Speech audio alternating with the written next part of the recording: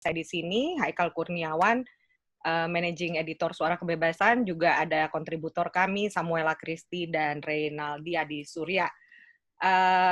Buat yang belum kenal Suara Kebebasan, kami adalah gerakan yang mendukung gagasan libertarian, yaitu mendukung hak kepemilikan, kebebasan ekonomi, kebebasan individu, penegakan hukum, toleransi, pluralisme. Dan kali ini di Forum Kebebasan, saya juga ingin mengucapkan terima kasih ke Mas Syafiq Hasyim yang sudah bersedia untuk menyediakan waktunya di malam Sabtu ini untuk berbagi dengan kita tentang sertifikasi produk halal. Sebagai informasi, nanti akan ada cerita yang kami akan rangkum dan rekaman dari Forum Kebebasan yang biasanya kami sharing awal minggu depan. Untuk informasi lebih lanjut mengenai Suara Kebebasan bisa dicek di portal kami di suarakebebasan.id, lalu juga ada di Twitter, kanal YouTube, Line, dan Instagram, juga Facebook. Dan jadi Forum Kebebasan ini satu dari sekian kegiatan kami yang pada intinya menjadi ajang diskusi untuk orang-orang yang punya pikiran terbuka dan mendukung gagasan kebebasan, khususnya mempromosikannya di Indonesia. Topiknya pun juga beragam, bukan hanya isu ekonomi, tapi juga ada isu hukum, politik, dan bahkan kali ini kita membicarakan isu yang cukup spesifik mengenai produk halal. Di portal kami banyak tulisan-tulisan terutama oleh teman-teman muda yang membahas tentang gagasan kebebasan, baik itu dalam bentuk artikel opini maupun resensi film, buku, dan kami juga mengumpulkan maksud saya beberapa artikel sindikasi dari jaringan Suara Kebebasan yang sudah kami terjemahkan. Ada pula beberapa publikasi yang kami terjemahkan, plus publikasi yang memang dilakukan dan dihasilkan oleh SK sendiri. Saya tidak berpanjang-panjang, selamat berdiskusi, dan saya serahkan ke Haikal. Terima kasih. Terima kasih Mbak Dinda, selamat malam teman-teman. Assalamualaikum warahmatullahi wabarakatuh. Salam sejahtera untuk kita semua. Terima kasih banyak untuk waktunya, sudah bersedia melakukan waktunya hadir di diskusi kita kali ini, diskusi Forum Kebebasan kita kali ini. Nah, kita sebelum COVID itu Mas Syafiq biasanya offline diskusinya. Cuma sejak COVID kita pindahkan ke online semua. Nggak apa-apa. Malam ini kita kedatangan Mas Syafiq Hasyim. Kita akan ngobrol-ngobrol tentang seputar isu mengenai sertifikasi halal, mengenai apakah itu perlu atau enggak, kalau misalnya diperlukan itu kira-kira hanya satu lembaga saja yang perlu memberikan atau boleh lebih dari satu, atau kalaupun misalnya tetap diperlukan, apakah memang label halal itu diperlukan atau justru yang haram yang perlu kita tandai. Dan juga terkait dengan isu-isu akhir-akhir ini misalnya banyak banget dari beberapa kalangan yang sangat terobsesi dalam tanda kutip dengan label halal, gitu, sampai kulkas dikasih tanda halal, makanan untuk hewan peliharaan juga ada halalnya. Nah itu gimana itu fenomena-fenomena seperti itu? Mungkin tanpa panjang lebar, udah masuk waktu 8.20 juga, saya akan persilakan kepada Mas Syafiq untuk memaparkan materinya. Dipersilakan Mas. Ya, selamat malam teman-teman sekalian. Assalamualaikum warahmatullahi wabarakatuh. Berapa lama, Kal, kira-kira untuk saya? Ya 20-30 menit, oke Mas, saya tahu dari Mas Syafiq aja kira-kira pasnya gimana. Oke, pertama saya ingin bercerita tentang bagaimana historical context dari sertifikasi halal di Indonesia. Sebetulnya masyarakat Muslim di Indonesia itu sebelum ada persoalan sertifikasi halal, itu memiliki kebebasan untuk mengkonsumsi, meminum minuman, makan makanan dan hal-hal yang lain sebagainya, consumption and productions, itu menjadi private matters, menjadi urusan yang privat. Ya. NU dan Muhammadiyah ini kan organisasi yang sangat tua, ya. Dua-duanya didirikan sebelum kemerdekaan, bahkan Persis juga, Persatuan Islam Indonesia juga. Organisasi-organisasi ini tidak memiliki apa yang kita sebut sebagai organisasi yang mengurusi urusan halal. Karena mereka berpendapat bahwa makanan, meskipun ada petunjuknya di Al-Quran, itu diserahkan kepada masyarakat masing-masing. Makan yang haram, mau makan yang halal, ya, itu tidak diatur oleh oleh negara, tapi itu diserahkan kepada mereka masing-masing untuk memilih. Nah, kemudian perkembangan terjadi pada tahun 90-an. Ada satu berita pada saat itu yang besar sekali yang menceritakan tentang kontaminasi produk susu Denko di Jawa Timur, ya, yang diduga tercampur dengan bahan non halal. Kira-kira yang dibahasakan pada saat itu adalah pig enzyme, enzim dari babi. Sehingga pada saat itu perusahaan Denko mengalami hampir 80% kerugian.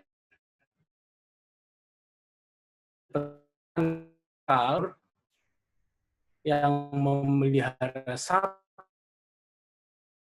perusahaan tersebut juga mengalami kerugian. Dan juga menjadi diskusi nasional pada saat itu, pada masa Pak Harto. Nah, Pak Harto mengambil tindakan untuk memanggil Majelis Ulama Indonesia, mendiskusikan masalah ini, bagaimana sebaiknya, karena ini adalah masalah real, masalah agama, tapi memiliki soal ekonomi. Nah, Soeharto pada saat itu sepakat untuk mendirikan apa yang disebut dengan Lembaga Pengkajian Makanan dan Obat-obatan, LPPOM MUI. Ini didirikan pada tahun 1989 dan semangatnya pada saat itu adalah agar ada lembaga yang mengawasi soal makanan, minuman, kosmetika, obat-obatan yang halal. Itu disambut dengan pendirian LPPOM oleh MUI. Tapi pada saat itu, meskipun ini ditangani oleh organisasi masyarakat, civil society organization seperti MUI, pada saat itu belum ada kewajiban, hanya memberitahu bahwa makanan ini halal dan makanan ini haram dan sebagainya.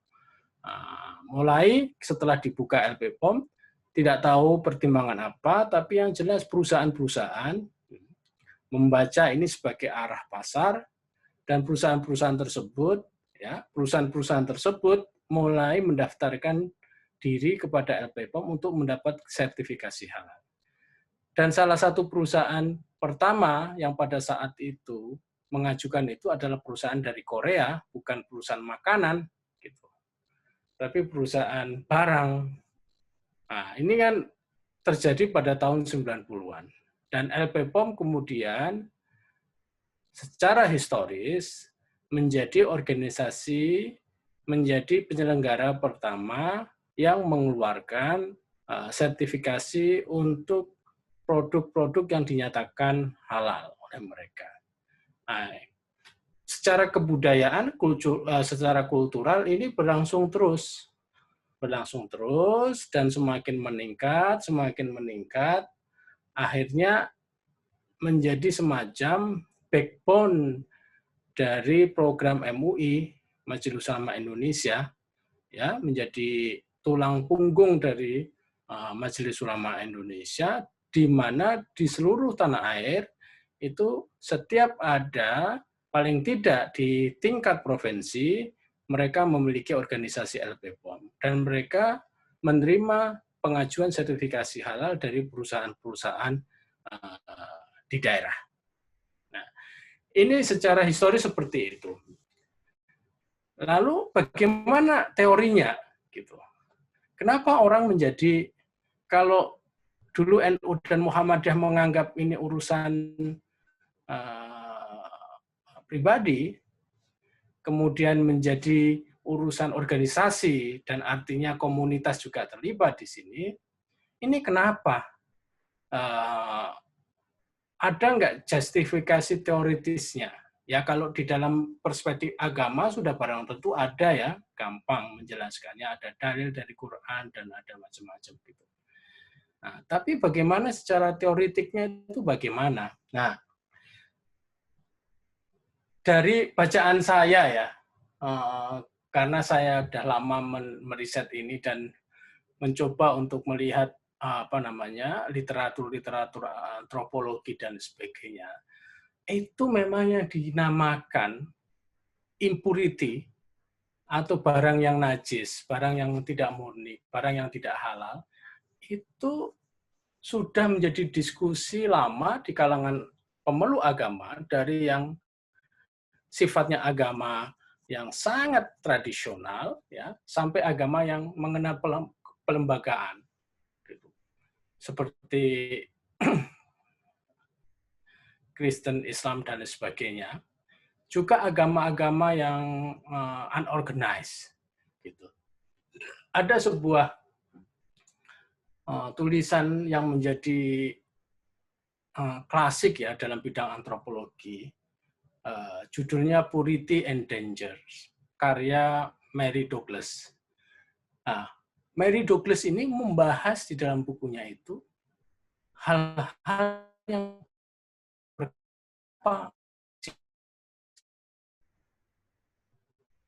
membutuhkan yang pure, ya, yang murni, sesuatu yang halal, sesuatu yang tidak terkontaminasi oleh barang-barang yang haram dan lain sebagainya. Nah, menurut Mary Douglas, ya, dia mengatakan bahwa body atau tubuh orang, tubuh berdasarkan riset dia, ya, tubuh orang itu akan terhalang berkomunikasi dengan Tuhan apabila tubuh orang itu ada sesuatu yang tidak suci di dalam dirinya itu sendiri. Karena itu, menurut Mary Douglas, impurity atau uncleanness, ya, ketidaksucian, itu sangat berbahaya kepada konsep tentang divinity, konsep tentang ketuhanan, konsep tentang kesucian, dan lain sebagainya. Dan hal ini untuk menjaga, ya, kesucian badan dari polusi, ya, dari polusi, agar mereka bisa melakukan korespondensi dengan Tuhan mereka, maka manusia ini harus mengkonsumsi sesuatu yang murni, sesuatu yang halal, sesuatu yang tidak tercampur dengan barang. Ada dua hal dengan demikian, yaitu apa yang disebut dengan pure food, good, ya, barang-barang yang dikonsumsi, pure money, uang yang dikonsumsi juga harus bersih. Gitu. Nah, ini teori yang bisa menjelaskan kenapa orang modern pada saat ini, terutama orang Indonesia dan orang beragama, di dalam dirinya selalu membutuhkan apa yang disebut dengan sesuatu yang kita sebut dengan halal, baik dalam bidang makanan, obat-obatan, maupun halal dalam bidang keuangan, ekonomi. Nah, kalau halal dalam bidang keuangan, pure money itu hubungannya adalah dengan bank-bank syariah. Kalau pure good, komoditi dan sebagainya, hubungannya dengan persoalan sertifikasi halal. Nah, ini kajian di dalam bidang antropologi. Nah, lalu bagaimana kaitannya dengan LP POM? Apa yang dilakukan oleh LP POM itu kan pada dasarnya menyediakan purity itu, the certification of purity. Mereka mengeluarkan sertifikat untuk menyatakan bahwa barang itu bersih, ya, barang itu murni, barang itu tidak tercampur barang yang haram dan lain sebagainya.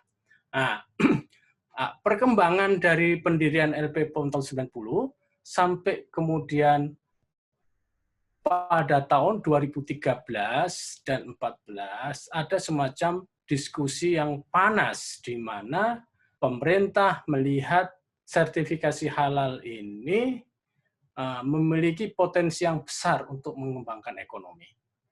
Nah, otoritas MUI untuk melakukan sertifikasi mulai terganggu ya dengan pernyataan-pernyataan dari Menteri Agama pada saat itu, yaitu Surya Dharma Ali, yang menginginkan agar sertifikasi halal itu dikelola oleh negara, bukan dikelola oleh lembaga masyarakat sipil. Nah, hal-hal yang dikemukakan oleh Surya Dharma Ali pada saat itu adalah selama ini pengurusan sertifikasi halal itu, ya, pengurusan sertifikasi halal itu banyak menyimpan sesuatu yang menyimpang, ya, dalam perspektif negara, pemasukan, pajak dan lain sebagainya. Itu argumentasi-argumentasi yang diberikan oleh Surya Dharma pada saat itu, dan pihak MUI merasa bahwa itu tidak fair karena sejak tahun 90 sertifikasi halal ini yang mengurus adalah MUI. Kenapa kemudian ketika ini sudah berhasil, anggaplah sudah mengalami popularitas, itu diambil oleh negara. MUI juga punya konsep tentang sertifikasi yang ditangani oleh negara, ya, yaitu konsep sejak tahun 2006 MUI sudah agar negara melegitimasi apa yang selama ini dilakukan oleh LP POM. Sementara pihak pemerintah yang diwakili oleh Menteri Agama pada saat itu, Pak Surya, menginginkan bahwa bukan LP POM. Kalau LP POM itu kan bagian dari MUI, dan kalau dilegitimasi oleh negara, itu ya tetap LP POM. Surya Dharma menginginkan ada lembaga tersendiri, sehingga muncullah apa yang disebut dengan state law number 30, hukum negara, undang-undang nomor 33 tentang jaminan produk halal. Jaminan produk halal ini sebelum peresmiannya itu merupakan diskursus yang menarik ya di kalangan MUI dan di kalangan negara pada saat itu. Kalau saya lihat dari perspektif yang politis ya, dan juga dari perspektif yang lain, usaha pengambil alihan negara pada proses sertifikasi halal yang dilakukan oleh MUI, ya, yang dilakukan oleh negara pada MUI itu adalah bentuk pengalihan apa yang sering saya kemukakan sebagai syariatisasi kebudayaan, kultural, menuju pada syariatisasi struktural. Meskipun dari tahun 90 ya sampai katakanlah adanya undang-undang produk jaminan halal, nah, itu terjadi syariatisasi, tapi syariatisasi itu tidak dilakukan oleh negara, tapi dilakukan oleh masyarakat sipil. Dan seperti ini biasa terjadi di mana-mana. Tidak hanya dalam konteks Indonesia, tapi di mana-mana negara ada.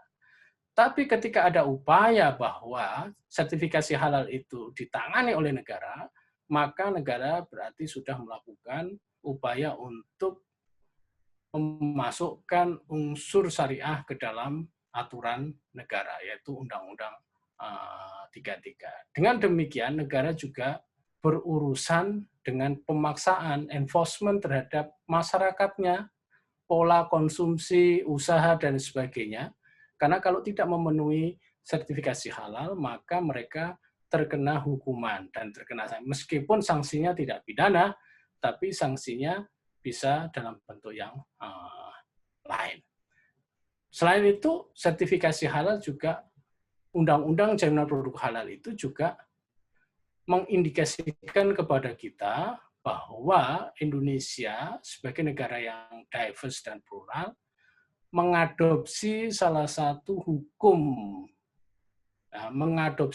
dari salah satu agama yang dijadikan sebagai hukum umum di Indonesia. Nah, kalau Anda mau tahu, sertifikasi halal ini merupakan bisnis yang memang cukup menjanjikan ya. Saya kira kalau statistik dari tahun 2011 ya, dari tahun 2011 jumlah produk yang disertifikasi itu 2011 itu 6.157, pada tahun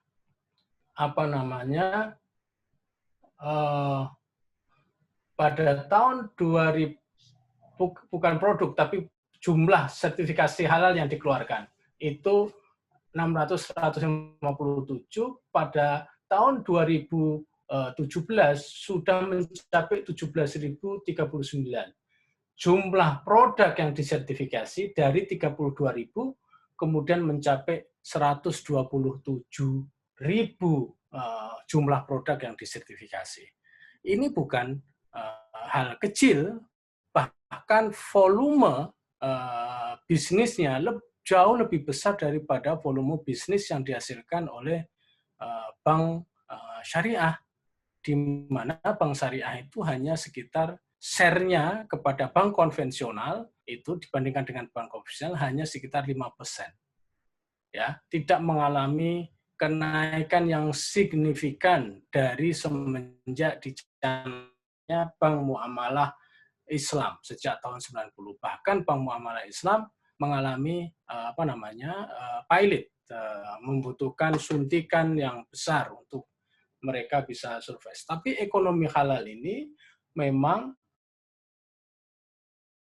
sertifikasi halal ya. Bahkan kalau kita menghitung pada level dunia ya, halal food and drink, kemudian halal tourism, halal fashion, halal media, halal pharmacies and cosmetic, kemudian halal renewable energy, itu total expenditure-nya ya itu pada tahun 2017 mencapai 2,1 triliun US dollar. 2,1 triliun US dollar. Ini data yang dikeluarkan oleh The State of Global Economic Report. Ini luar biasa. Sesuatu yang sangat besar sekali perkembangannya dan dianggap sebagai satu bisnis yang bisa menjanjikan. Karena itu pemerintah Indonesia melalui Bappenas itu mengeluarkan semacam action plan ya dari 2019 sampai 2004 tentang ekonomi berbasis syariah itu yang dua intinya, yaitu ekonomi Islam, perbankan, kemudian syariah based finance, kemudian yang kedua adalah ekonomi yang didasarkan kepada halal ya, produk-produk halal itu. Nah, kalau kejadiannya seperti ini, bagaimana cara kita mempersepsi masalah halal ekonomi di di Indonesia, ya kalau saya lihat, kalau saya lihat dari perspektif yang bukan dari perspektif ekonomi, tapi dari perspektif hak asasi manusia, demokratisasi dan sebagainya, itu memang ada hal-hal yang menimbulkan pertanyaan bagi kita semua, karena dengan adanya undang-undang itu, konsumsi kita, minuman kita, dan sebagainya itu diatur berdasarkan satu konsep yang diambil dari konsep syariah. Gitu. Artinya apa? Kita tidak bisa makan sesuai dengan keinginan pribadi kita. Ya, kalau Anda misalnya mau makan katakanlah barang yang halal, non halal gitu, dan Anda seorang Muslim, maka Anda akan kesulitan untuk menjumpai barang itu di Indonesia. Meskipun makan itu adalah sebetulnya hak pribadi kita dan memilih makanan hak pribadi kita. Karena apa? Karena di dalam undang-undang ini, jika produk makanan itu tidak mengajukan sertifikasi halal, maka produk makanan itu harus melakukan deklarasi terhadap hal yang diproduksi itu, harus dinyatakan bahwa makanan ini non halal. Makanan ini makanan ini non halal. Itu seperti itu. Bagaimana dengan negara-negara di Singapura, di Eropa yang juga melakukan proses yang sama, ya, yaitu memberi peluang untuk melakukan konsumsi terhadap makanan yang halal. Tapi kayak Singapura dan sebagainya itu kan perspektif mereka adalah perspektif perlindungan terhadap minoritas. Perlindungan terhadap minoritas itu bagaimana?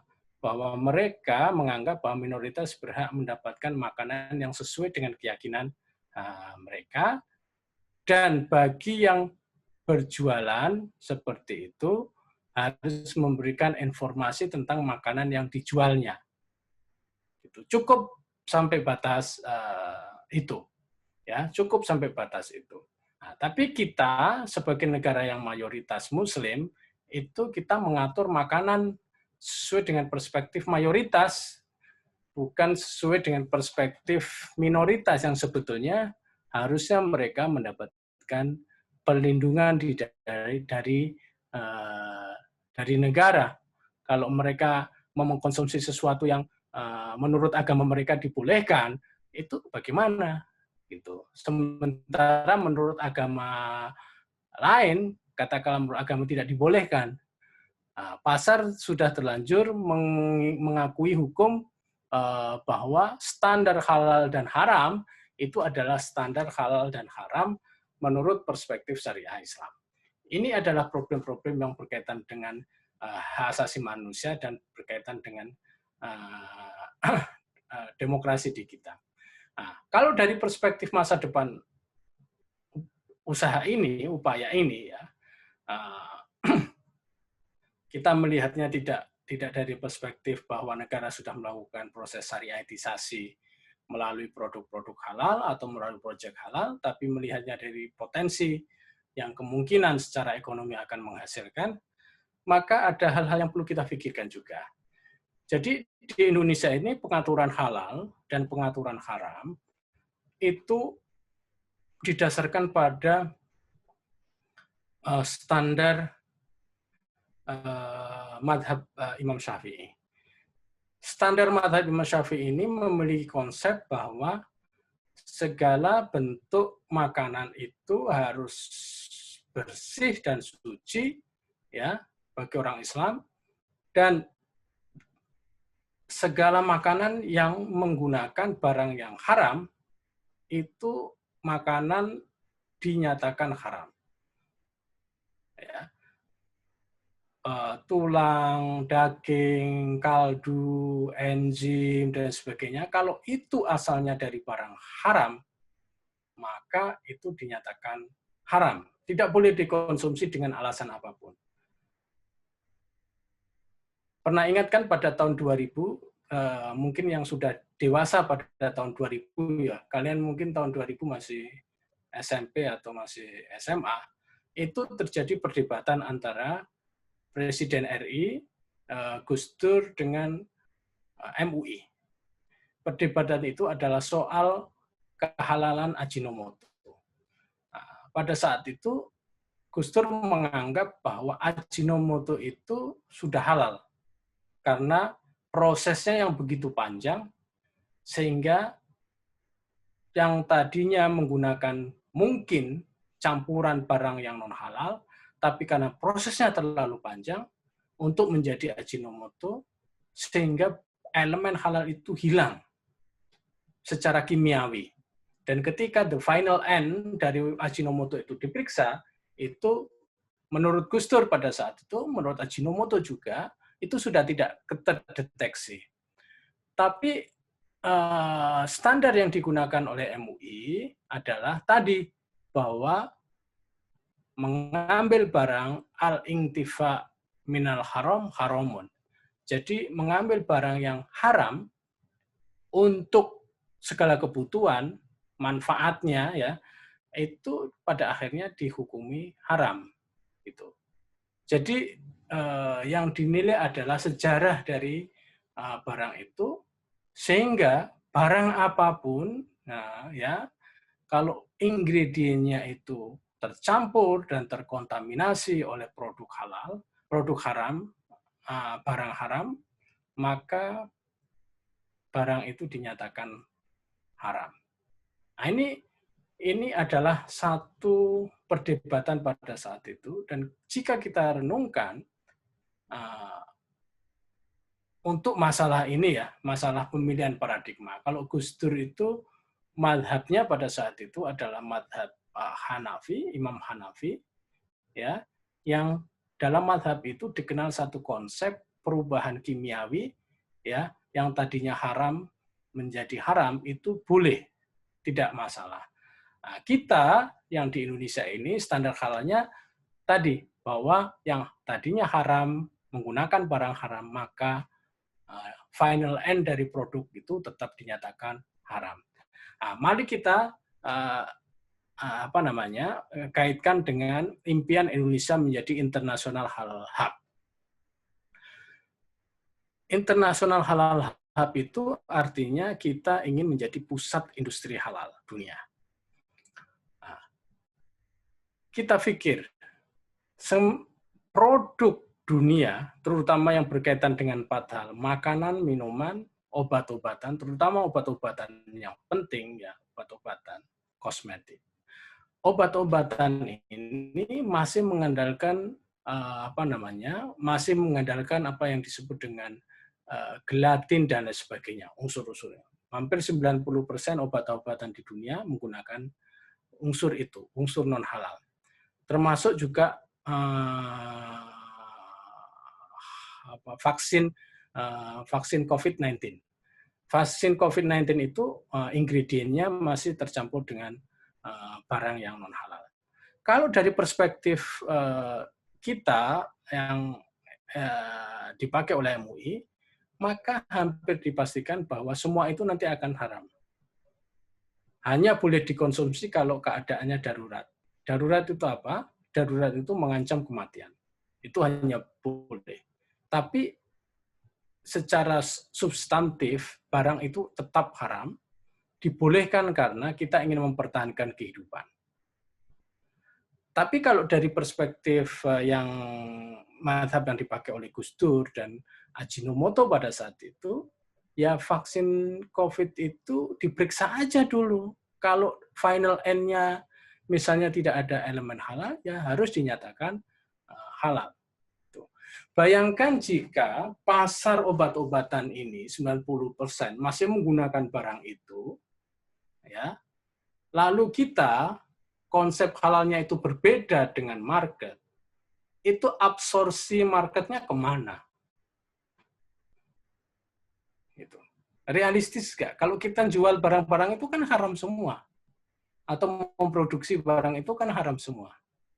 Nah, sementara negara kita, tetangga kita seperti Singapura, ya, itu sudah menggunakan konsep yang tadi, perubahan kimiawi yang tadinya halal menjadi haram, tadinya haram menjadi halal, itu boleh. Gitu. Akhirnya kan pasar akan mencari tempat di mana yang mereka bisa memasarkan produk mereka. Dan tidak hanya Singapura, negara-negara Timur Tengah juga memiliki pandangan yang demikian. Ada seorang ahli hukum terkenal, mufti ya, namanya Yusuf Qaradawi. Yusuf Qaradawi bahkan mengatakan bahwa dalam kitab Al-Halal wal-Haram bil Islam, beliau mengatakan bahwa yang dimaksud Quran itu tentang babi itu adalah kita tidak boleh mengkonsumsi dagingnya. Adapun tulang, rambut, dan sebagainya, barang di selain daging itu dibolehkan. Dan itu dipakai oleh beberapa negara di Timur Tengah untuk melakukan standarisasi dan pedoman hukum untuk sertifikasi halal di Indonesia. Itu. Kita bukan memakai itu. Kita memakai tradisi yang lebih strict, ya, lebih lebih formalis, ya, lebih strict, lebih kaku tentang penentuan halal dan haram. Saya nggak tahu arahnya pemerintah kita setelah memiliki undang-undang halal, setelah sertifikasi halal itu mandatori dan sebagainya, gitu. Itu kaitannya dengan persoalan yang non ekonomi ini bagaimana? Persoalan masa depan demokrasi kita, hak-hak minoritas kita, dan sebagainya. Itu bagaimana? Ini yang akan menjadi, saya kira, diskusi kita bersama untuk masa-masa yang ada. Itu saja, Haikal, yang ingin saya sampaikan. Oke, terima kasih banyak tadi Mas Syafiq untuk pemaparannya. Tadi dari mulai sejarahnya ya Mas Syafiq, terus tadi juga ada perbedaan-perbedaan mazhab mengenai halal haram. Terus mungkin pertanyaan pertama dari saya pribadi, mungkin Mas Syafiq pernah dengar ya dari beberapa argumen bahwa kalau misalnya seluruh produk pangan atau seluruh produk makanan itu dikasih label halal, itu cost-nya terlalu besar. Dan itu jadi bikin loophole, jadi bikin pertanyaan banyak orang nih, kalau makanan nggak ada label halalnya, ini apakah sudah pasti haram gitu. Jadi ada beberapa orang yang yang mereka punya pandangan bahwa sebaiknya yang dikasih label itu yang haram, karena kalau yang label yang haram jelas semua yang nggak ada label itu berarti bisa dikonsumsi. Itu menurut Mas Syafiq pandangannya kira-kira gimana? Iya. Itu possible? Dulu waktu diskusi pertama kali ya tentang Undang-Undang Nomor 33 2014 itu, salah satu yang dikemukakan itu adalah kenapa yang disertifikasi itu bukan barang yang yang haram saja gitu. Karena kalau dalam tradisi kita itu segala sesuatu itu tadinya adalah boleh dikonsumsi, kecuali ada satu hal yang menyatakan ketidakbolehannya. Gitu. Asal sesuatu itu adalah halal, gitu. Al-ibahah, boleh, gitu. Al-ibahah. Nah, tapi argumen-argumen itu tidak diterima oleh akhirnya legislator kita setuju dengan konsep yang harus dilabel itu yang haram itu, gitu. Yang dilabel yang haram itu karena kita ingin membutuhkan kejelasan dari yang haram itu, gitu. Yang penting itu diterima oleh legislator kita, sehingga legislator kita menginginkan seperti itu. Tapi political ekonominya apa? Political ekonominya itu adalah kalau yang dipilih itu sertifikasi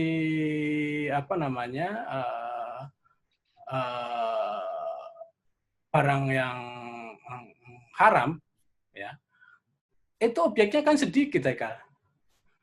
Oh iya. Objeknya kan sedikit, kan gampang kan, gampang itu. Kalau babi ya pasti haram, kalau minuman arak ya pasti haram, kan gampang, nggak usah ada food investigation, food audit dan sebagainya. Kalau ini sertifikasi halal ini membutuhkan satu perangkat yang luar biasa banyaknya. Gitu. Secara ekonomi politik itu create job market itu, karena lalu ada profesi baru namanya profesi halal investigator atau halal auditor, ya, sarjana-sarjana kimia dari ITB, dari UGM, UI itu jadi mendapatkan pekerjaan. Karena untuk menjadi itu harus lulusan yang begituan, sarjana agama malah nggak laku itu dari UIN. Nah, misalnya seperti itu. Kemudian barang yang disertifikasi itu juga banyak. Kan prosesnya begini nih, prosesnya Anda mengajukan dulu ke lembaga pemeriksa halal. Ya, borang-borang diisi semua. Borang-borang, sistemnya udah elektronik, udah tinggal diisi, lalu dikasih ke itu, lalu pihak auditor nanti memeriksa, melakukan investigasi, melakukan audit gitu. Sesuai nggak ini dengan sistem jaminan, sistem SJH namanya, sistem jaminan halal. SJH ini bukan konsep sederhana. SJH ini adalah sebuah konsep yang disusun dengan pretensi mengetahui halal dan haram dari hilir sampai hulu sampai hilir. Ya, jadi ketika ada pemeriksaan halal, yang diperiksa itu tidak hanya barang yang diproduksi, tapi yang diperiksa juga sistemnya. Sistem distribusinya seperti apa. Ya. Storage-nya kayak apa, penggudangannya. Packaging-nya kayak apa. Nah, ini kan pekerjaan yang banyak sekali kan. Secara ekonomi politik ini secara ekonomi lah, ini menciptakan pekerjaan yang banyak banget gitu. Lalu setelah diperiksa itu semua ada berapa item yang harus dipenuhi, lalu itu hasilnya dibawa ke sidang fatwa. Nah, sidang fatwa itu yang menentukan adalah komisi fatwa, ini halal atau haram gitu.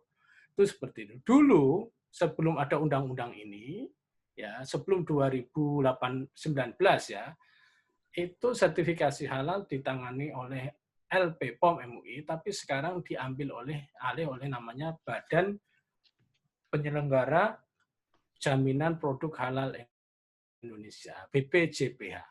Nah, ini yang mengambil alih. Ya, yang tadi saya katakan, kalau LPPOM itu masih society, nah, ini kalau BPJPH ini sudah state, sudah negara melakukan pengelolaan terhadap urusan halal dan urusan haram pada makanan. Kemudian soal biaya, ini relatif ya, karena saya melakukan interview dengan perusahaan-perusahaan besar. Salah satu yang saya interview adalah pemilik perusahaan sabu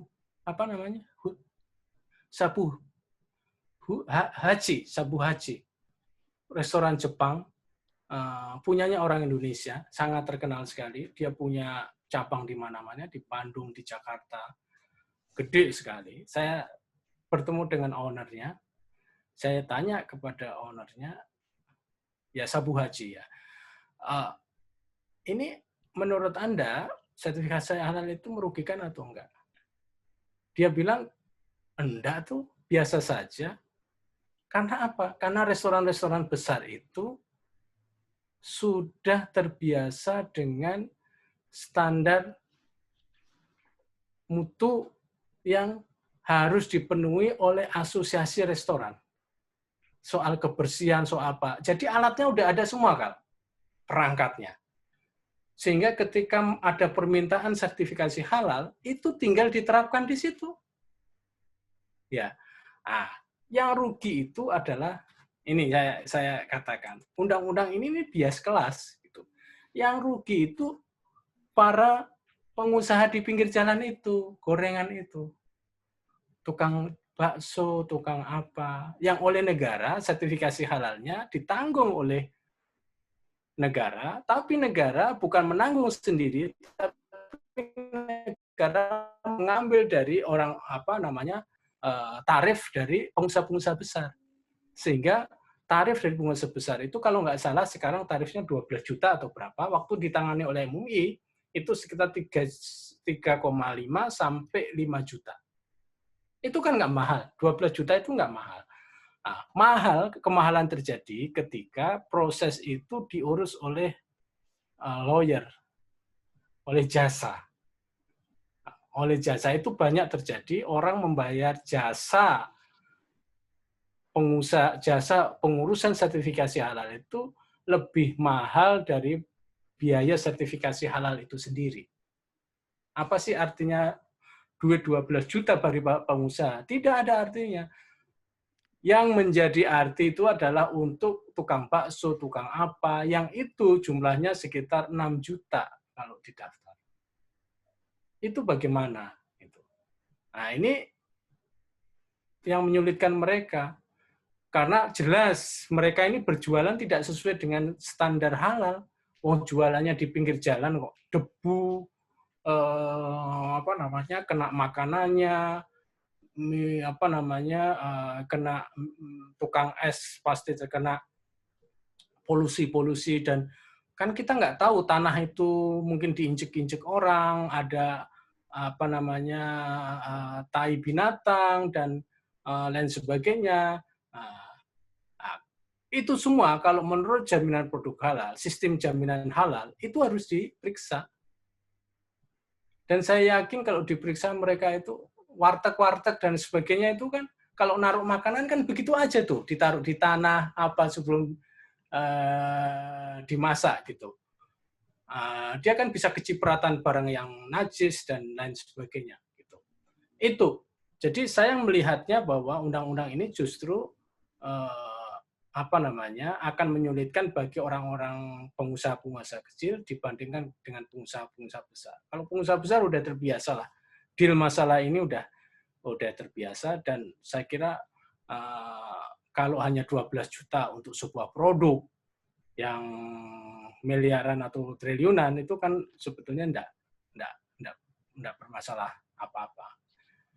Itu berdasarkan wawancara saya dan lain sebagainya baik dengan pengusaha yang besar. Saya wawancara dengan pengusaha yang besar sekali ya, pemasok makanan ayam yang terbesar di Asia Tenggara. Itu ya enggak usah dimasalahin lah masalah itu, katanya. Ringan itu. Tapi kalau Anda ketemu tukang bakso, waduh.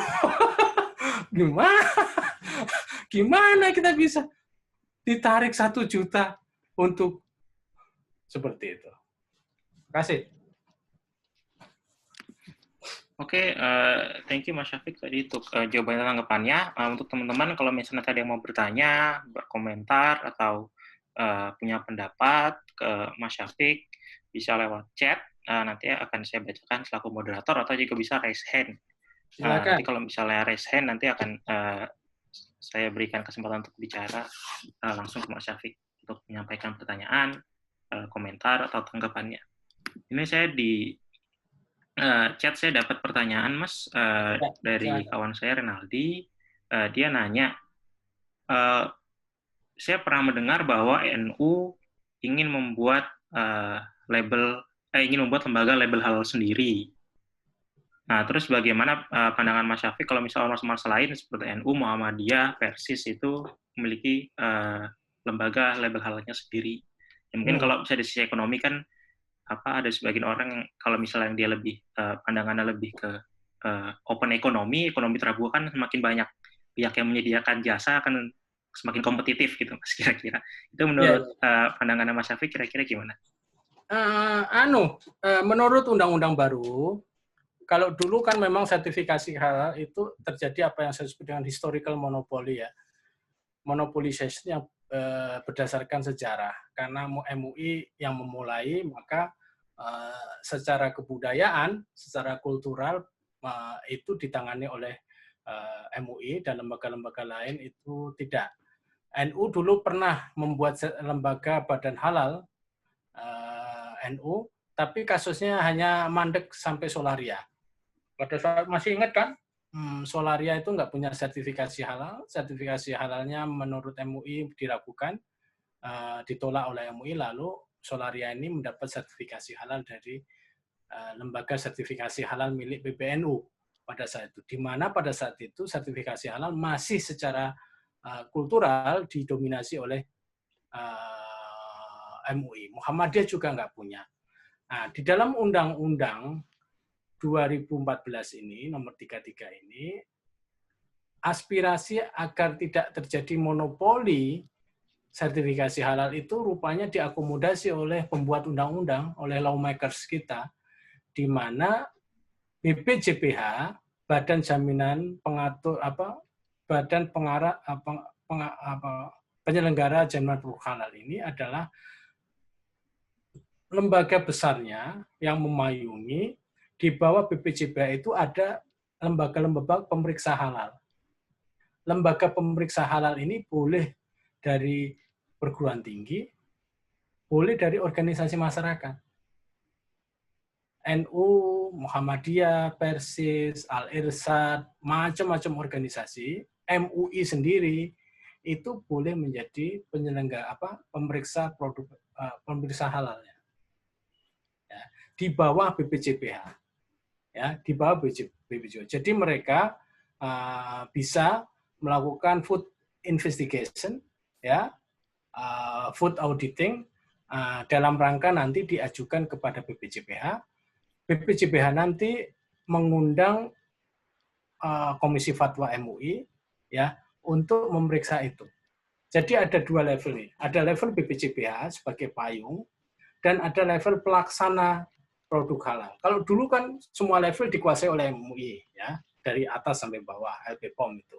Nah, sekarang MUI kedudukannya, ya, dia boleh menjadi pemeriksa halal, sama kedudukannya dengan lembaga yang lain, sama dengan pusat halalnya Brawijaya, pusat halalnya UI, pusat halalnya EPB, dan lain sebagainya. Itu sama. Tapi semuanya nanti ketika sudah terjadi pemeriksaan dan sebagainya, itu nanti dibawa oleh BPJPH, hasil dari investigasi macam-macam yang dilakukan oleh pemeriksa halal itu, lalu dibawa ke sidang komisi fatwa MUI. Nah, MUI letaknya hanya memberikan fatwa saja, bukan menjadi pemeriksa, bukan ngurusin semuanya. Gitu. Itu boleh. Semua organisasi yang disebutkan oleh undang-undang boleh. Terutama organisasi masyarakat dan organisasi di bawah perguruan tinggi, organisasi pemeriksa halal itu. Sudah barang tentu ada aturan dan regulasinya, saya tidak begitu detail membacanya, tapi globalnya seperti itu. Boleh, dibolehkan. Oke. Nah, kalau soal harga itu pakai tarif nasional itu enggak. Harganya itu tarifnya nanti yang mengurus BPJPH. Dibayarkan ke BPJPH. Nanti pemeriksa halal itu diberi semacam fee atau apa setiap barang yang diperiksanya. Gitu. Tapi total cost-nya ditentukan oleh tarif negara. Jadi tetap nggak bisa seenaknya masang harga sendiri ya, Mas? Enggak bisa. Ada tarifnya, Nukal. Oh. Nah, itu kemarin sempat terjadi deadlock soal tarif itu. Karena tarifnya memang tinggi. Kalau dulu ditangani oleh MUI paling tinggi hanya 5 juta, sekarang itu saya dengar di atas 10 juta, bahkan sampai 12 juta. Ketika ditangani oleh negara. Karena apa? Karena negara ini mengatur subsidi untuk yang tadi itu, pedagang bakso, pedagang apa, gitu. Yang mereka bahkan digratiskan untuk itu. Siapa yang bayar? Kan pengusaha besar kan yang bayar. Nggak mungkin negara mengambil uang kasnya. Oke, thank you Mas Syafiq.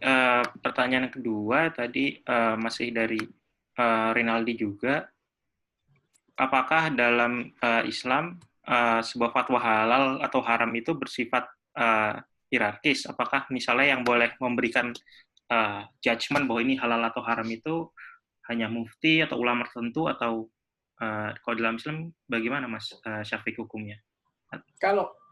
Kalau menurut undang-undang kita sekarang untuk fatwa halal dan lain sebagainya itu yang mengeluarkan adalah MUI di dalam BPJPH. Tapi sorry Mas, kalau untuk kualifikasi dalam hukum Islam sendiri, untuk kualifikasi yang boleh melabeli, oh ini haram, ini halal, itu bagaimana Mas? Ya, biasanya orang bertanya kepada mufti, kepada kiai lah, kepada yang tahu. Kalau dia mau jawab ya dijawab oleh dia. Tapi aturan halal dan haram itu kan sudah jelas ada di dalam Quran dan hadis. Nah, kalau orang nggak paham maka dia bertanya kepada mufti. Nah, mufti akan menjawabnya. Itu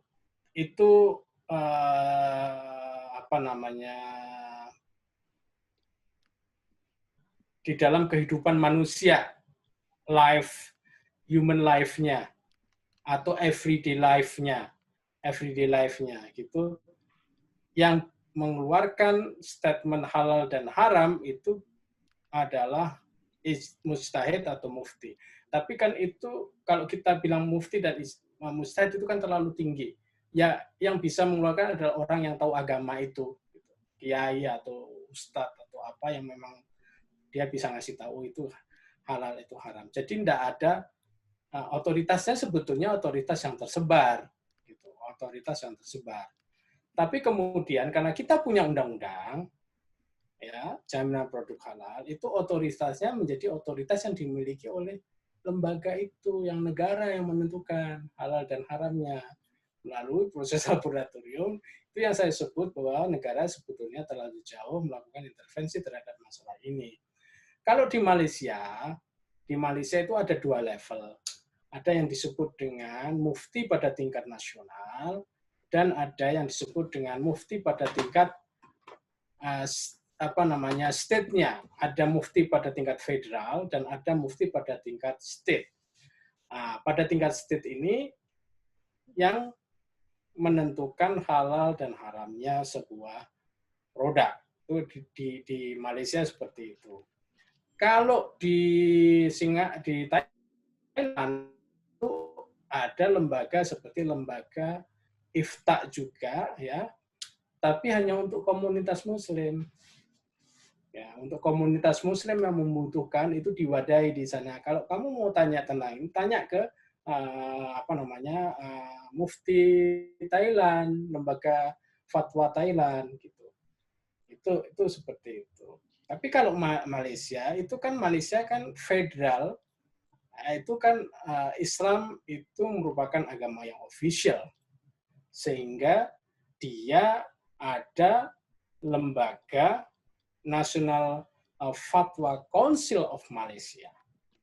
Tapi urusan halal haram diatur oleh namanya JAKIM, Jabatan Agama Malaysia. Itu yang mengatur halal dan haram. Dan itu ada pada tingkat federal, dan juga ada pada tingkat state, di 13 dan 14 state. Kita di Indonesia punya oleh negara, namanya BPJPH, di mana di dalam BPJPH itu ada otoritas fatwa, ya, yang diduduki oleh orang-orang ahli fatwa dari MUI.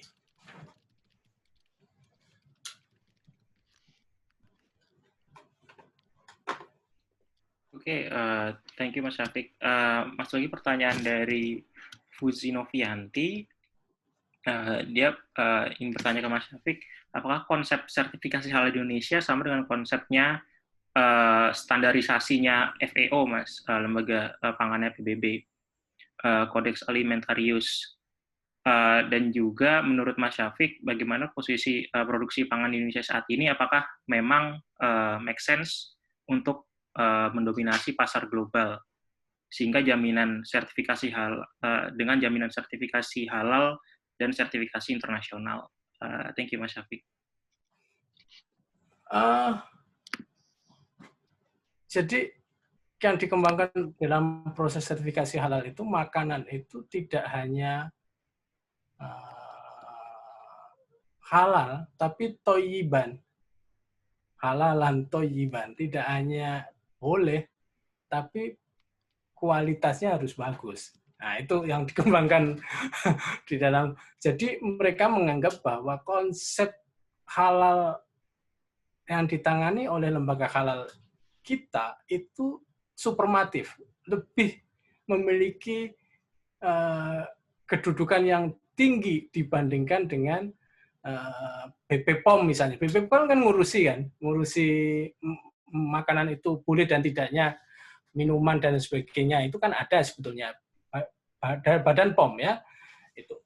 Tapi yang diurus oleh mereka itu hanya soal kesehatannya saja, soal halnya saja, tidak mengurusi soal toyibannya, soal kualitas yang lebih tinggi daripada sekedar boleh. Nah, itu seperti itu konsep dasarnya. Jadi kalau ditanya apa ada persamaan, mungkin ada beberapa persamaan, tapi saya kira banyak yang tidak sama juga. Itu seperti itu. Misalnya ya, saya ilustrasikan begini. Daging babi itu kan bisa saja sehat. Ya enggak? Bisa bersih, bisa tidak ada penyakit dan sebagainya. Tapi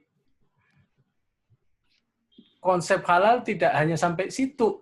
Konsep halal itu harus sampai juga pada yang disebut toyib tadi. Sehingga yang menyebabkan daging yang baik, yang sehat dan sebagainya belum tentu bisa dikonsumsi. Misalnya seperti itu ya. Meskipun daging babi memang eksplisit disebutkan oleh menurut mereka oleh Quran dan sebagainya tidak boleh dikonsumsi. Tapi katakanlah untuk contoh-contoh yang masih kurang jelas ya, masih tidak disebutkan di dalam Quran dan sebagainya. Nah, lalu kalau ditanya apakah Indonesia sebagai internasional halal hub itu memungkinkan apabila dikaitkan dengan potensi pangan kita. Ya, saya tidak tahu persis ya, tapi kenyataan kita memang produk makanan halal dan haram, makanan halal sekarang didominasi ya oleh negara-negara seperti Kanada, Australia, kemudian Brazil, ada 5 negara itu semua negara barat. Itu yang menguasai pasar halal global. Indonesia tidak masuk sama sekali, masih jauh sekali. Bahkan kita dibandingkan Thailand masih kalah. Mungkin dibandingkan dengan Vietnam masih kalah untuk menguasai pasar halal dunia, ya, yang dikonsumsi oleh negara-negara di Timur Tengah dan sebagainya. Nah, sebetulnya ini kan kalau halal itu kan di atasnya kan. Sebetulnya ini kan berkaitan dengan politik pangan kita saja. Kalau politik pangan kita melimpah dan banyak produk, ya mimpi untuk menjadi internasional halal hub ya bisa terjadi. Tapi kalau yang ini tidak jelas, itu mau jadi apa gitu? Mau dagang, tapi negara lain tidak percaya. Mau jual tanaman sendiri, kita nggak punya tanaman sendiri. Gitu. Itu Mas kalau misalnya terkait tadi kata Mas Syafiq bahwa negara-negara yang untuk produk halal itu juga cuma negara-negara barat ya Mas, seperti Kanada, Brazil. Berarti kalau misalnya Indonesia ingin mencapai itu, satu faktornya menurut Mas Syafiq kira-kira apa? Apakah meningkatkan teknologi supaya meningkatkan produksi atau? Saya kira itu, ya saya kira peningkatan produksi pangan itu sendiri, ya kita produksi pangan mungkin melimpah, tapi pengolahan dan sebagainya itu yang mungkin kurang. Misalnya di kita ini kan setiap hari kalau kita jalan-jalan di kampung-kampung itu, orang kita ini kayaknya sombong sekali terhadap buah-buahan, misalnya. Jambu, kemudian mangga, dan sebagainya. Ini kalau musim gini, ini nggak ada harganya. Dan nggak ada orang yang berpikir bahwa itu bisa dibuat diversifikasi produk dan sebagainya. Seperti yang dilakukan oleh Thailand dan Vietnam, misalnya. Hampir tidak ada buah yang tidak terjual oleh mereka, dan hampir tidak ada buah yang ada di masyarakat yang terbuang oleh mereka. Nah, kalau kita misalnya bisa mengatur hal-hal seperti itu, ya, itu saya kira luar biasa. Dan salah satu kelemahan kita mungkin ya, Haikal, untuk internasional halal itu kita nggak memproduksi daging, ya, tidak memproduksi protein hewani. Nah, itu yang kemenangan negara-negara seperti Kanada, kemudian Australia, dan Brazil, dan negara Brazil itu sayur mayurnya dan buahnya yang mendominasi.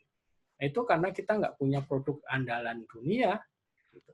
Ya kalau mau mewarnai itu, ya itu yang sebetulnya bukan halal haramnya. Itu halal haramnya itu konsekuensi saja. Tapi kalau nggak ada yang dijual, itu apa? Yang mau menguasai pasar itu pakai apa? Pakai barang kita nggak ada barang. Pakai kita sebagai agensi, sebagai negara dagang, kita juga nggak mampu, nggak bisa menjadi pasar dunia. Itu yang membuat saya pesimis. Harapan seperti itu. Oke, thank you tanggapan Mas Syafiq. Ini ada pertanyaan juga dari Wildan. Ingin berpendapat, menurut dia sertifikasi halal ini mungkin lebih mengganggu supply side dari pihak pengusaha karena akan menambah cost dan barrier to entry tadi yang seperti sudah dibahas sama Mas Syafiq juga ya. Kalau misalnya pengusaha besar itu mereka akan lebih nggak terlalu masalah karena memang modalnya besar, sementara pengusaha kecil ini yang UMKM ini yang kecil-kecil yang cenderung agak lebih berat kalau harus mendaftarkan produk-produk yang akan mereka jual dengan label halal.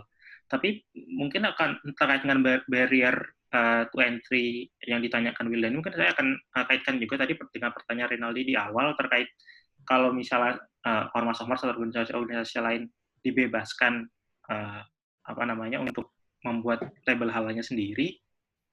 Kalau tadi kata Mas Syafiq, misalnya untuk harga sendiri sudah ada diatur ya. Kalau seandainya misalnya semuanya di market mechanism semua dilepaskan ke pasar, jadi ya setiap organisasi, setiap lembaga dia boleh mengeluarkan label halalnya sendiri dan harganya ya suka-suka dari lembaga itu sendiri untuk menetapkan itu. Menurut pandangan Mas Syafiq gimana? Apakah itu possible atau ada mudorotnya juga, ada negatifnya juga kalau misalnya demikian? Ya, mungkin bisa aja, tapi kalau di Barat pun juga di negara-negara seperti Kanada dan sebagainya itu juga diatur oleh international certifier-nya. Misalnya begini, Kak. Kanada ini misalnya kalau mau ekspor ya, mengirim daging ya atau keju ke Saudi, maka yang diikuti oleh Kanada itu adalah standar Saudi. Jadi international certifier-nya Saudi. Kalau Australia mengirim sapi ke Indonesia, maka yang diikuti oleh Australia adalah BPJPH. Gitu. Kalau misalnya Brazil mengirim barang ke Mesir, maka yang diikuti adalah standar sertifikasi halalnya Mesir gitu. Nah, ini negara-negara apa namanya? Negara-negara pemasok itu, pengekspor itu hanya dia mematuhi regulasi aja. Gitu. Regulasi dia patuhi sehingga mereka simple aja. Pokoknya apapun yang diminta dia akan patuhi. Gitu. Di Indonesia sendiri dulu ketika MUI masih melakukan sertifikasi halal, maka pengusaha-pengusaha daging dari Australia itu mengajukan ke MUI, bahkan membuka apa yang disebut dengan international certifier. International certifier ini harus mendapatkan izin dari Majelis Ulama Indonesia kalau mereka mau mengirim barang ke Indonesia. Izinnya 2 tahun. Setiap periode itu diperbarui, kalau ada kesalahan dan sebagainya itu bisa dicabut izin operasi sebagai international certifier. Fungsi international certifier itu apa?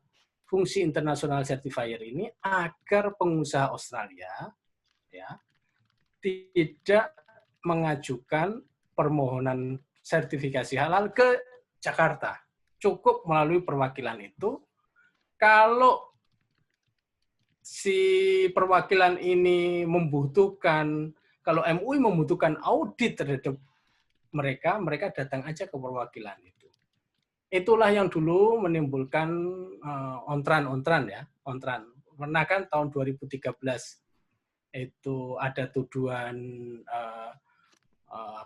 sapi Australia dan lain sebagainya itu loh. Masih ingat, coba kalian cari di berita itu. Karena saya waktu itu sama si Jerman diminta oleh majalah Tempo untuk menulis dan menanggapi masalah itu tahun 2013 lah kalau nggak salah. Itu seperti itu sistemnya, Gal. Jadi kayak apa ya seperti itu, tidak bisa masing-masing orang atau lembaga lalu melaksanakan itu sendiri. Karena ini sudah diletakkan pada satu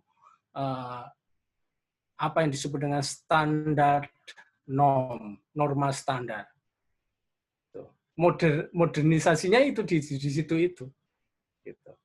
Jadi ada standar norm yang harus dipatuhi dan sebagainya.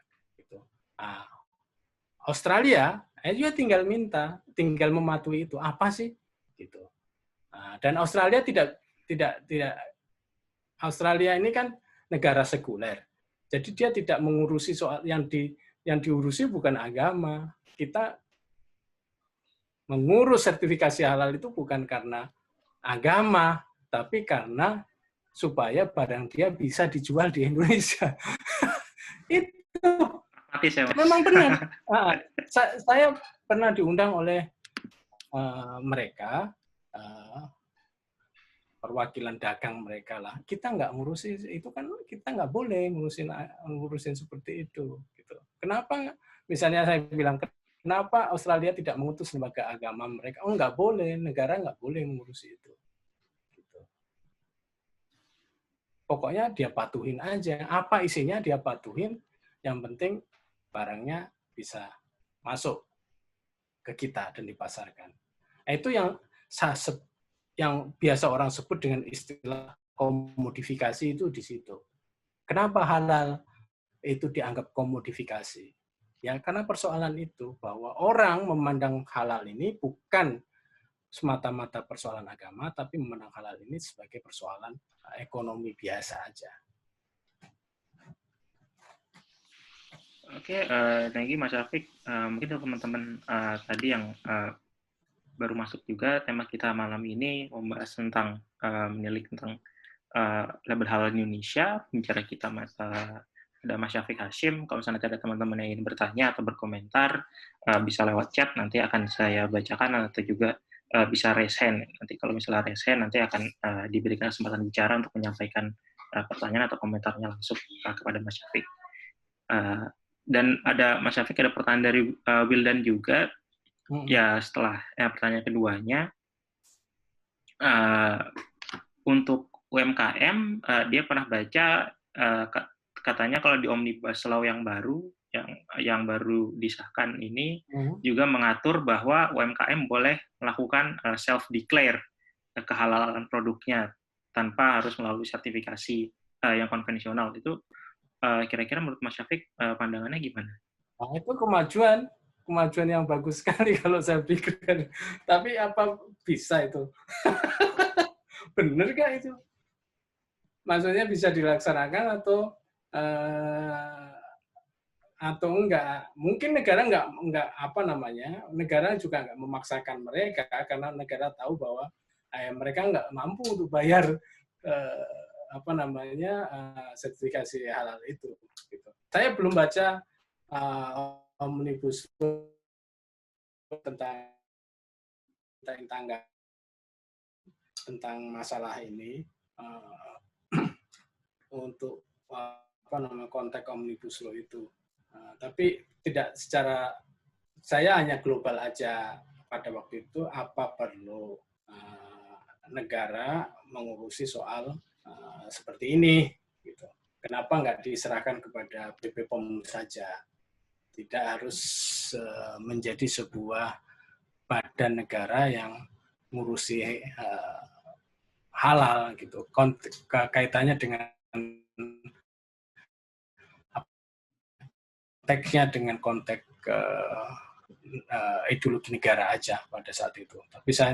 Tapi di undang-undang pun yang sebelum Omnibus Law, Undang-Undang 33 itu 2014 itu memang small enterprise itu dibantu oleh negara, disubsidi oleh apa namanya? Tidak ada bahasa subsidi. Ketika saya mengatakan ketika saya menulis sebuah kolom bahwa negara akan mensubsidi itu, orang-orang Kementerian Agama pada komplain ke saya, nggak ada subsidi. Terus saya tanya, memang kalau nggak ada, kalau bantuan itu apa namanya ke mereka?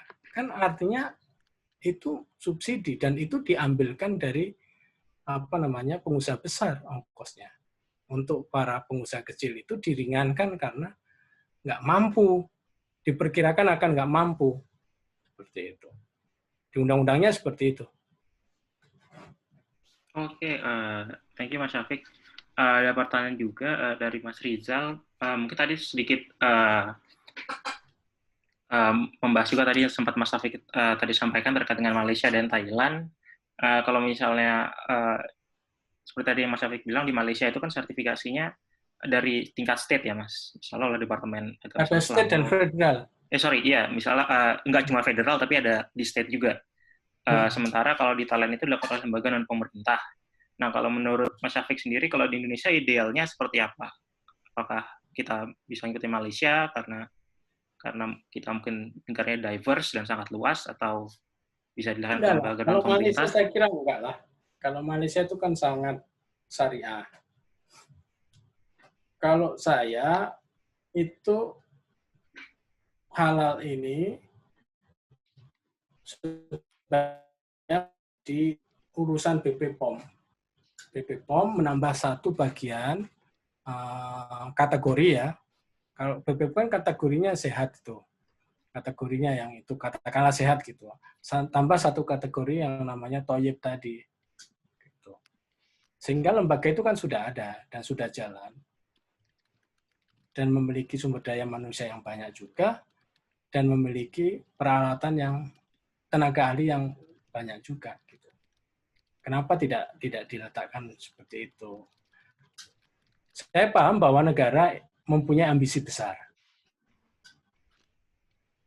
Kita ini punya ambisi besar untuk memajukan ekonomi halal, legal. Jadi mungkin kalau hanya dibawahi oleh BPOM itu enggak cukup buat mereka. Harus ada lembaga, kan Jokowi kan mimpinya mimpi besar. Oke, thank you Mas Syafiq. Ini ada pertanyaan juga dari Mbak Dinda. Mau disampaikan langsung. Halo Mbak.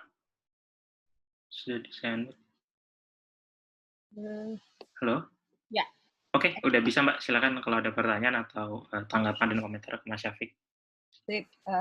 Thank you Haikal, thank you Mas Taufik, menarik banget. Ini memang jelas banget intervensi negara, meskipun saya pikir ternyata negara juga memanfaatkan argumen pasar ya, karena maksudnya somehow mereka melihat potensi ekonomi yang sedemikian besar. Meskipun pertanyaan baliknya adalah siapa yang mengaudit negara gitu, ketika ada jumlah yang sedemikian besar, sedemikian banyak produk yang disertifikasi gitu. Mas Syafiq kayaknya keluar ya? Atau terputus? Koneksinya kayaknya Mbak. Mungkin. Kita mungkin sambil menunggu. Tapi di sini juga dari teman-teman juga banyak sekali komentar yang menarik gitu. Karena saya sebenarnya ingin lebih melihat ke argumen di Undang-Undang 33 tahun 2014 itu sebenarnya gitu. Di mana tadi dikatakan ya bahwa UMKM atau perusahaan yang kecil akan dibantu oleh negara karena dia sebagian besar sudah disubsidi oleh pembiayaan sertifikasi yang dibayarkan oleh perusahaan yang lebih besar. Ini kan juga agak mirip dengan prinsip-prinsipnya BPJS, dan tentu ini sebenarnya meskipun perusahaan besar mengatakan bahwa ini bukan bukan masalah karena mereka relatif terbiasa dengan menggunakan standar-standar tersebut. Tapi memang challenge-nya adalah, even tadi saya juga belum baca sih di Omnibus Law-nya kalau bagian jaminan produk halal itu kalau memang UMKM bisa self-declare, karena artinya di poin itu sebenarnya ada link-nya Mbak dari Wildan di share di chat. Oh ya, thank you Wildan. Ini bisa jadi diskusi sendiri rasanya. Karena ya itu, di sisi lain mereka mau lulus, sementara memang kan tidak ada jaminan. Ada standar yang dibuat tinggi, tapi di sisi lain negara memberikan semacam kompromi gitu. Kalau dari sisi itu kan sebenarnya tidak ada konsistensi. Saya juga tidak berpikir bahwa negara harus mengintervensi, malah jangan ya. Cuman di posisi itu adalah sebenarnya ya at the end of the day ya hal-hal seperti sertifikasi itu ya memang jadi hal-hal yang ya itu komodifikasi saja sebenarnya gitu. Cuma di poin mana ya mungkin kalau Mas Syafiq bisa kembali bersama kita juga tadi bisa dijelaskan juga ya, selain sebenarnya secara ekonomi itu the economics of produk halal itu seperti apa, bukan hanya dari biaya sertifikasi, tapi kan kalau konsekuensi atau logika pasarnya adalah yang terkena kan biasa konsumennya ya Kal ya, ada pertambahan biaya ataukah memang dibebankan seperti itu, dan mungkin tiap aktor ekonomi itu juga punya logika yang berbeda, karena waktu itu saya ingat juga pernah dengan di Indonesian Institute kami punya acara juga dengan saudagar Muslim Indonesia yang sebenarnya argumennya sama seperti ini. Mereka juga melihat bahwa wisata halal itu udah mainstream, jangan dibilang ceruk lagi gitu, karena ya perlakukan ini memang sebagai pasar yang punya beragam potensi, dan bahkan kan kita juga sebenarnya di Indonesia untuk hotel syariah aja udah menjamur banget, perumahan juga iya gitu, dan bahkan sekarang benar-benar ke produk-produk yang bukan ditelan ya, artinya memang yang kita pakai pun juga bisa diminta untuk produk halal, dan orang merasa lebih nyaman kali ya, lebih nyaman dan aman karena dia tahu produk ini adalah produk halal. Memang menarik karena di satu sisi ini adalah mainstream pasar, ada kesempatan pasar di situ, tapi buat saya sebenarnya selama itu tidak menutup atau tetap memberikan inklusi untuk pasar-pasar yang lain, termasuk produk yang tidak halal, ya sebenarnya tidak masalah gitu. Karena kan urusannya ini adalah soal pemangku kepentingan, siapa yang berhak mengeluarkan label, bahwa tadi dibilang di bawah BPJPH itu ada beragam lembaga juga untuk pemeriksa halal, meskipun at the end of the day nanti konsultnya ke Komisi Fatwa MUI. Tapi memang yang bisa mengkhawatirkan adalah, dan meskipun menurut saya sih kembalinya juga ke pengawasan ya, sejauh mana memang pemerintah punya sumber daya yang mencukupi untuk mengawasi itu, dan berapa biaya yang dibutuhkan untuk memastikan ini adalah produk halal yang benar, bukan produk halal yang orang bisa buat sedemikian rupa aja, atau bahkan itu malah menciptakan ya loophole itu ya kali ya, orang asal menjadi bisnisnya membuat produk, sertifikasi produk meskipun tidak melalui proses yang seharusnya. Sayang sekali ini tampaknya Mas Syafiq belum Lagi mau coba masuk, Mbak. masih Mas Syafiqnya lagi mau coba. Tadi ngechat saya, Ah, katanya listriknya mati. gue jangan karena ngomongin produk ini lagi, produk halal. Tapi ya beliau itu sangat progresif ya, dalam artian ya karena memang fokusnya juga adalah menulis juga soal Islam, demokrasi, tapi juga dari sisi political ekonomi dan juga dari MUI juga. Tapi saya tidak menyangka pandangannya juga, nah ini baru masuk lagi nih. Mas Afik silakan mendengarkan rekamannya. Semoga nih ya bisa nih. Lagi joining. Kita sambil Mudah-mudahan bisa. menanti. Iya, tadi apa namanya, menarik juga disampaikan sama Mas Syafiq ya, kalau misalnya bisa self-declare atau mungkin beberapa lembaga boleh ini ya oke juga gitu kan, Mbak. Beberapa lembaga boleh ngeluarin. Nah, ini Yeay. sudah bisa, tinggal menunggu speakernya. Biasa take some time juga nih.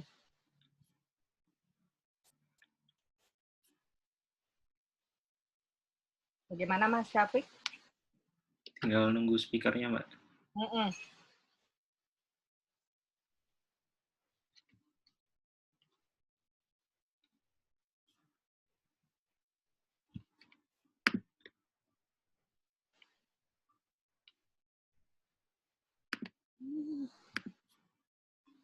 Udah, iya sisa nunggu speakernya aja. Karena tadi juga kayak butuh waktu juga ya.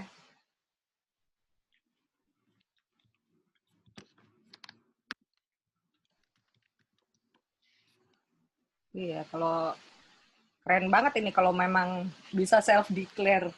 Akan banyak banget berarti. Dan memang Halo. Mas Syafiq, selamat datang kembali. Gimana Mas, jelas? Ya. Nggak apa-apa. Mas Syafiq, tadi saya sebenarnya Perlu nih. ini Halo? bagaimana? Masih cukup jelas nggak? Koneksi Mas Syafiq kayaknya, Mbak, agak terganggu.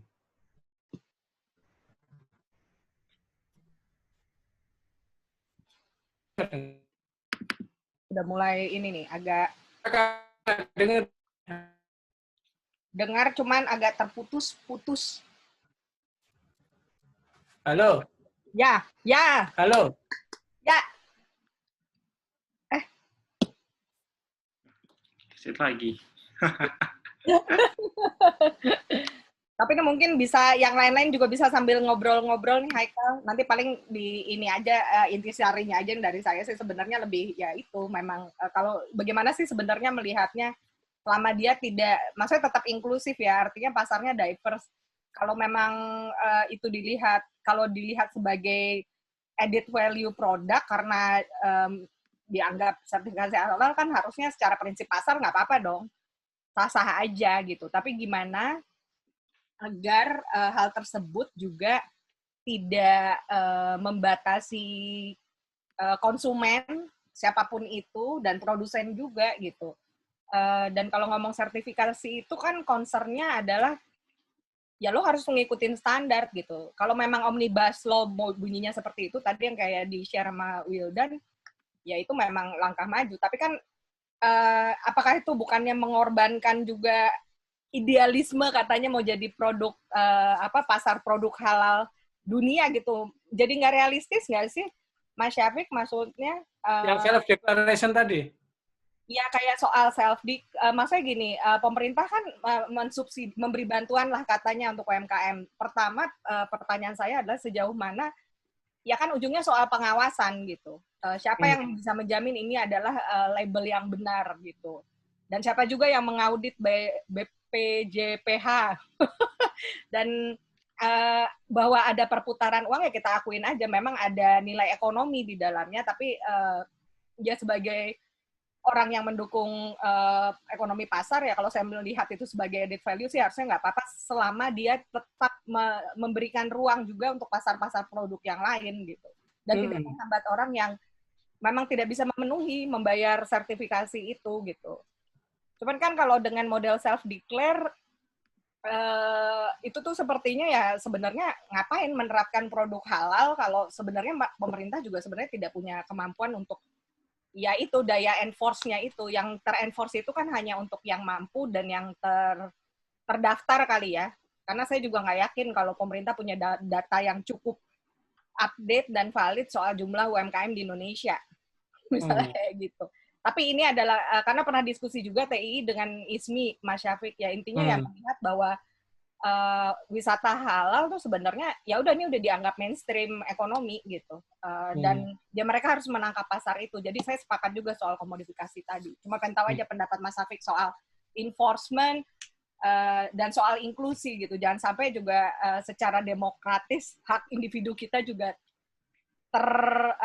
ternodai gitu. Kalau harus banyak yang diatur. Thank you. Saya belum baca yang lengkap tentang apa yang dimaksud self declaration itu.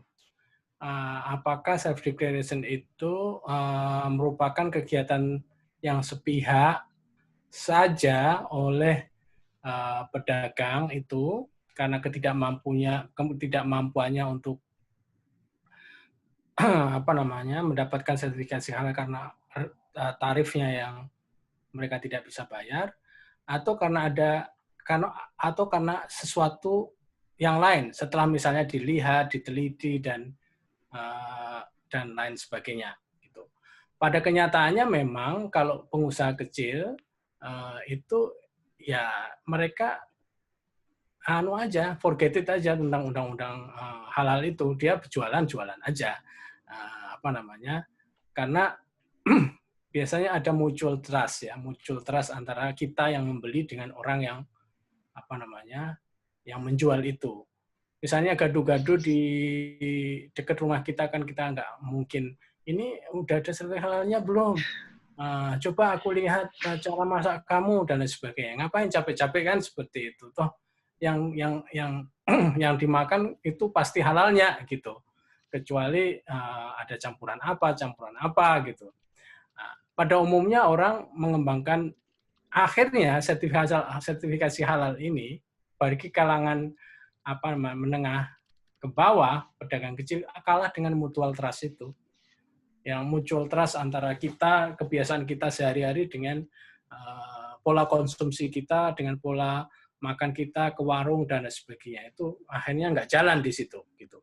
Saya perkirakan yang jalan itu hanya untuk pengusaha-pengusaha yang menengah ke atas, yang besar, dan memang image produk itu perlu buat mereka. Gitu. Kalau pedagang bakso tingkat kecamatan itu udahlah, nggak perlu dipasang itu, pasti kalau enak ya orang datang. Itu seperti itu, nalurinya seperti itu. Apakah hal yang sudah berkembang, ekonomi kecil yang sudah berkembang seperti itu, dibebani dengan aturan-aturan seperti ini efektif atau enggak? Kalau saya kok malah enggak efektif ya. Kalau saya kok malah itu menimbulkan semacam disruption kepada mereka daripada benefit-benefit yang mereka dapat gitu. Itu dalam pandangan saya seperti itu ya. Kalau memang ada upaya untuk self declare itu atau self declaration itu. Nah, tentang enforcement ini salah satu kelemahan dari undang-undang halal itu adalah tidak ada pidana bagi pelanggarnya. Gitu. Bagi pelanggarnya nggak ada pidana kalau nggak salah. Dia hanya dikasih sanksi tapi bukan sanksi pidana, mungkin denda atau apa gitu, atau dia harus mengatakan bahwa barang yang dijual itu non halal dan lain sebagainya. Nah, itu di dalam satu komunitas masyarakat Muslim yang diverse dan plural, saya kira itu ada pengaruhnya juga, tapi juga tidak ada juga. Yang ada pengaruhnya misalnya begini, waktu Solaria nggak ada produk, nggak ada label halalnya, yang dijual belum tentu haram, tapi nggak ada labelnya, nggak ada sertifikasinya, itu konon Solaria ini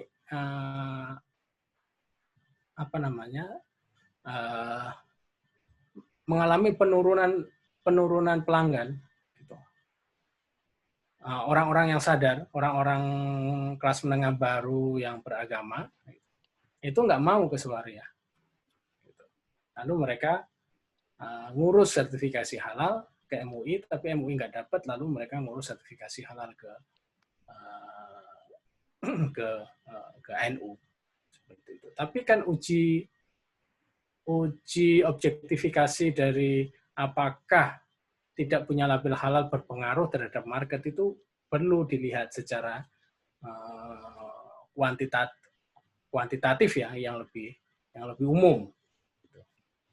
Itu seperti apakah memang adanya undang-undang halal ini memang punya pengaruh terhadap peningkatan ekonomi atau tidak?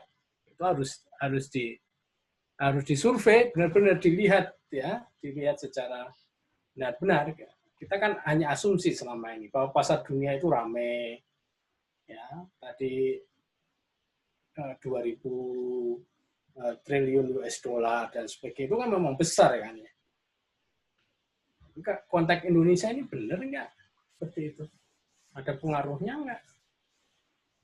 Jangan-jangan nggak ada undang-undang itu malah lebih besar daripada undang-undang, kan seperti itu.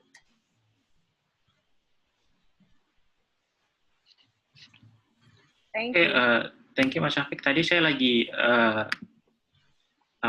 sedikit ngecek tentang yang self declare di Omnibus Law itu yang di-share di chat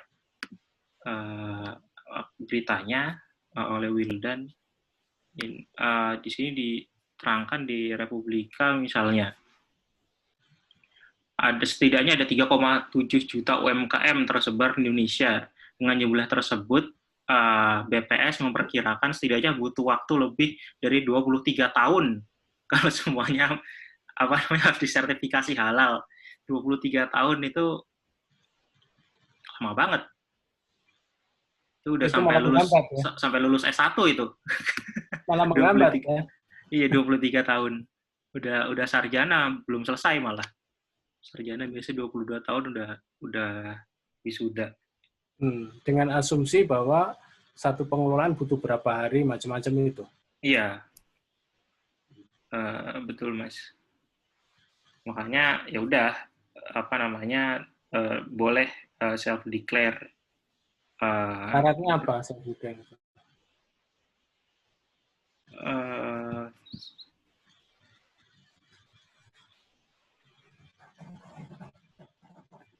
Beritanya itu usaha UMKM dapat melakukan self declare untuk mendapatkan sertifikasi halal. Artinya mereka cukup membuat pernyataan dari mereka sendiri ya yang sudah memenuhi standar BPJPH untuk disertifikasi. Jadi sudah memenuhi standar BPJPH dulu, sudah disertifikasi, baru mereka bisa declare. Artinya mereka menghitung kan apa standar apa aja yang dipersyaratkan oleh BPJP kan? Oh iya betul Mas, nggak ngasal tiba-tiba.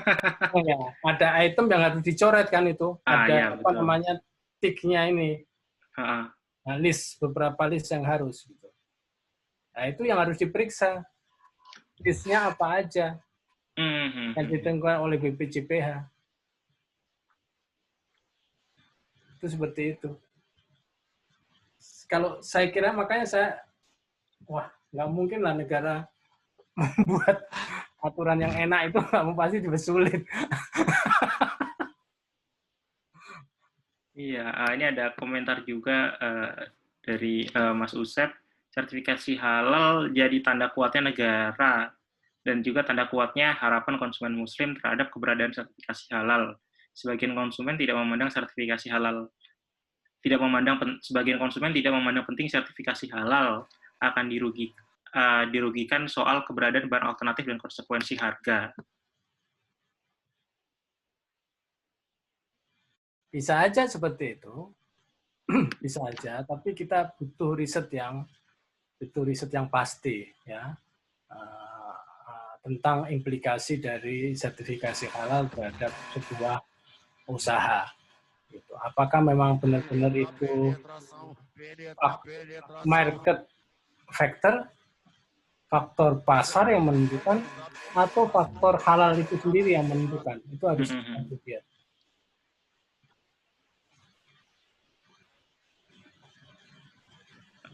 Iya, kalau yang terkait vaksin itu, Mas, dulu ada teman saya, dia pernah bikin jokes, ya kalau misalnya vaksin harus nunggu halal, ya saya nggak apa-apa, tapi asal orang-orang yang nggak terlalu peduli sama vaksin itu halal atau haram, boleh divaksin duluan. Iya. Kalau yang nggak mau ya silahkan. Tapi oke, thank you banget Mas Syafiq, karena kita belum ada pertanyaan lagi yang masuk karena sudah hampir jam 10. Mungkin kalau Mas Syafiq nggak keberatan, ada closing statement, Mas, atau pernyataan penutup terkait dengan diskusi kita kali ini, atau terkait dengan perihal label halal di Indonesia, dipersilakan ya. Mas Syafiq.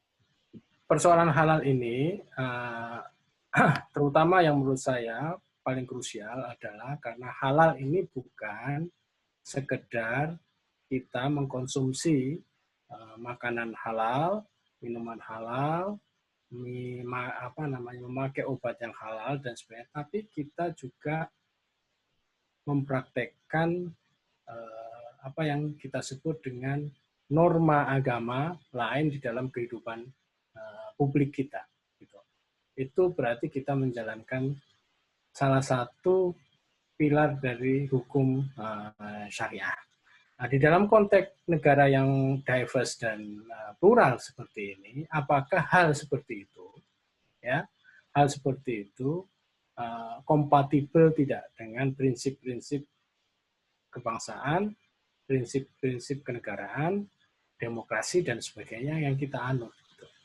Nah, ini yang orang sering melupakan masalah ini, fokus kepada seolah-olah ekonomi halal ini tidak ada masalah dan bisa diterima oleh siapa saja. Mainstream orang melakukan ini business as usual. Sesuatu yang biasa saja di dalam dunia bisnis. Tidak melihatnya dalam kerangka ideologis. Itu saja.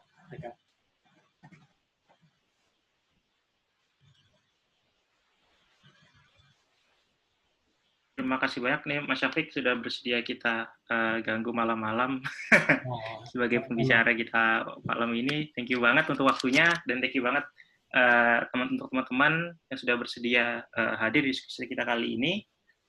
Untuk diskusi kita di diskusi forum kebebasan yang diselenggarakan Suara Kebebasan, kita biasa ngadainnya itu setiap hari Jumat malam 2 minggu sekali. Nah, jadi nanti diskusi selanjutnya akan ada Jumat 2 minggu lagi. Untuk tanggalnya berarti tanggal 27 ya, 27 November untuk diskusi selanjutnya. Untuk info-infonya pasti akan kita share terus di sosial media kita, ada di Line Suara Kebebasan, terus juga ada di Twitter @bebas.id, dan juga ada di Facebook Suara Kebebasan, Facebook page, dan juga ada di Instagram @suarakebebasan. Masih kita akan share terus infonya untuk info-info diskusi kita. Untuk artikel Suara Kebebasan sendiri, teman-teman bisa baca di www.suarakebebasan.id. Sekali lagi, Mas Syafiq, thank you banget untuk pemaparan materinya dan untuk kesediaan waktunya. Teman-teman, thank you banget sudah bersedia hadir di diskusi kali ini. Selamat malam dan sehat-sehat selalu untuk kita semua. Terima kasih. Assalamualaikum warahmatullahi wabarakatuh. Thank you, teman-teman.